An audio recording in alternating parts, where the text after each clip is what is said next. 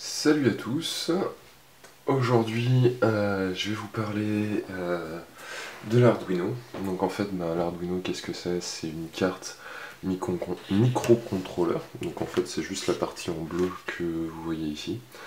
À côté vous avez la breadboard en fait, donc c'est ce qui va vous permettre de connecter vos appareils. Donc vous avez deux bandes d'alimentation sur les côtés, vous voyez. En fait, j'alimente en 5 volts mon Arduino. Et puis là, du coup, j'ai réalisé le montage numéro 5 du grand livre de l'Arduino. Donc ça, c'est... pour commencer, c'est la référence. Il faut pas mentir. Pour commencer sur Arduino, ça, c'est la référence. Vous avez vraiment tout ce qu'il faut. Dedans, vous avez les schémas des montages détaillés. Vous avez également, pour chaque exercice, le code. Donc là, il est à droite, avec les explications du code à gauche. C'est vraiment avec des petits conseils après, si vous voulez en plus. Et puis, tous les projets qui vont, tout ce que vous pouvez faire avec. Donc c'est vraiment quelque chose de complet. Dans le starter kit, vous avez la petite planche en bois en dessous pour tenir la breadboard et moi c'est un Arduino donc je l'ai vissé en fait sur la petite planche en bois.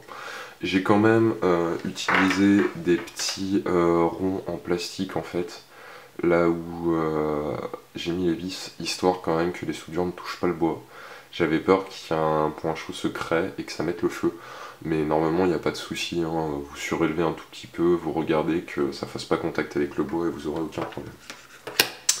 À côté, en dehors de ce livre, je vais essayer de vous montrer. Voilà.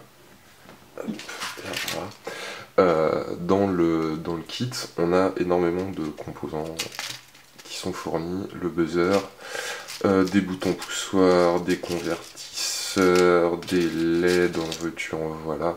Voilà, ils fournissent un peu tout. Vous avez également, je vais essayer de faire un petit zoom, hop là. Tac. Vous avez également aussi des câbles qui sont fournis. Excusez-moi, il va falloir que je refasse la mise au point de manière manuelle. Voilà. Vous avez aussi pas mal de petits câbles qui sont fournis, des résistances, des condensateurs. Enfin, vous avez vraiment tout ce qu'il faut. Il y a pas... C'est vraiment un bon kit pour débuter. Ça vous permet de ne pas avoir besoin de faire à souder ou ce genre de choses. Du coup, c'est assez pratique. Voilà. Donc du coup, moi en fait, qu'est-ce que j'ai fait avec ce montage? Qu'est-ce que le projet 5? En fait, le projet 5, il est appelé servomoteur, si je vous dis pas de bêtises. Oh là là, construction. C'est bon, il est calme. C'est ce qu'on appelle le projet servomoteur, et en fait, en gros, juste avec deux condensateurs, quelques fils et un potentiomètre. Alors moi, je l'ai déporté parce que, vous voyez, voilà, il fait faux contact. Enfin, du moins, les câbles ont du mal à tenir dessus, et il se connecte pas très bien à la breadboard. Du coup, pour vous montrer, je me suis dit que c'était plus facile de le déporter. Voilà. Donc c'est un potentiomètre, tout ce qu'il y a de plus standard, hein. C'est un 10 kΩ. Et en gros, quand je vais tourner mon petit bouton, hop là, vous voyez que mon servomoteur en fait tourne en même temps. Donc du coup ça permet d'amener du mouvement ou un peu ce que vous voulez. Je sais pas si on voit bien le bouton tourner ici. Voilà, ça permet d'amener du mouvement si vous êtes bricoleur ou ce genre de choses. C'est vraiment très pratique. Le microcontrôleur, c'est, enfin, je dirais pas que c'est l'avenir, parce qu'on est déjà dans l'avenir, au niveau de la technologie, surtout par rapport à quoi j'ai commencé, mais ça vous permet vraiment de contrôler votre environnement autour de vous, et plus juste d'avoir un ordinateur et d'aller consulter des données sur internet. Ça vous permet vraiment de communiquer avec la technologie à un niveau très bas, sans interface graphique. Du coup, vous pouvez programmer ce que vous voulez.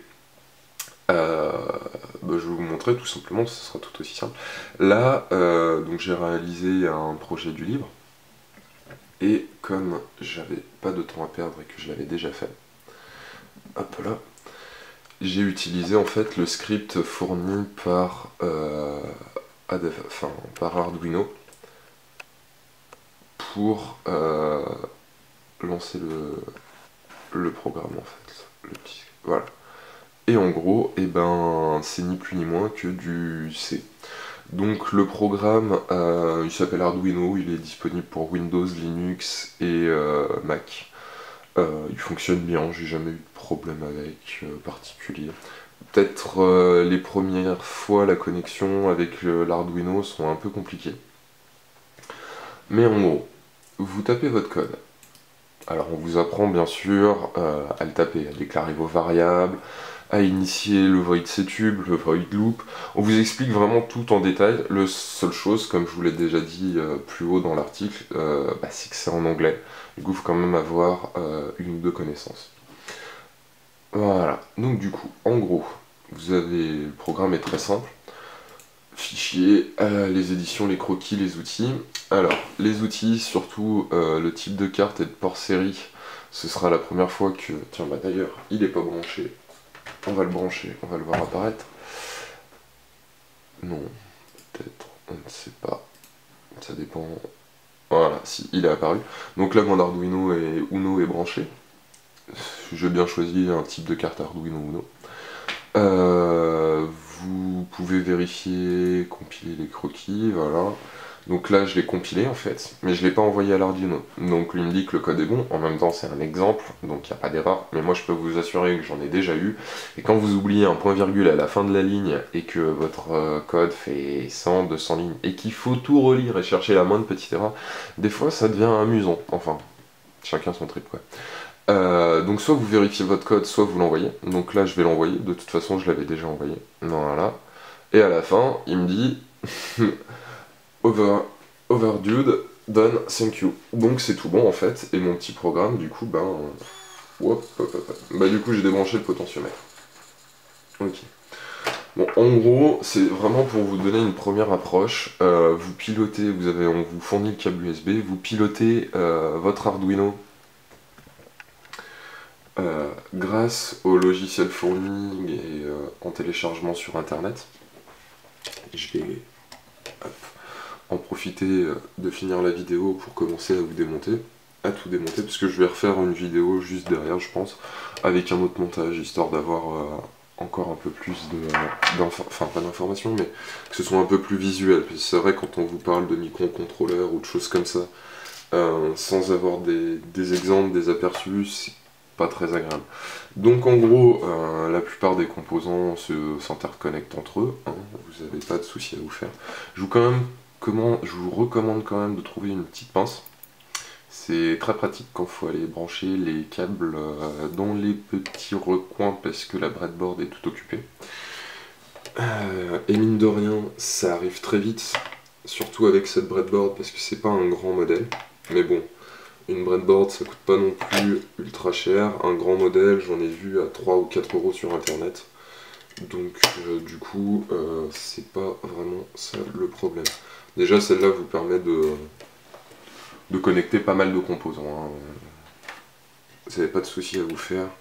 Avec celle qui est fournie dans le starter kit, vous avez de quoi. Donc voilà, donc j'ai déconnecté tous les composants. Je vais refaire le nouveau montage, mais ça va être dans la vidéo suivante. Et puis, dans tous les cas, si vous cherchez plus d'informations, passez voir sur le site. Je pense que, tout comme le Raspberry Pi, je vais faire pas mal d'articles parce que c'est assez sympatoche comme plateforme de développement. Et puis, je vous dis à bientôt sur anderson69s.com. Salut!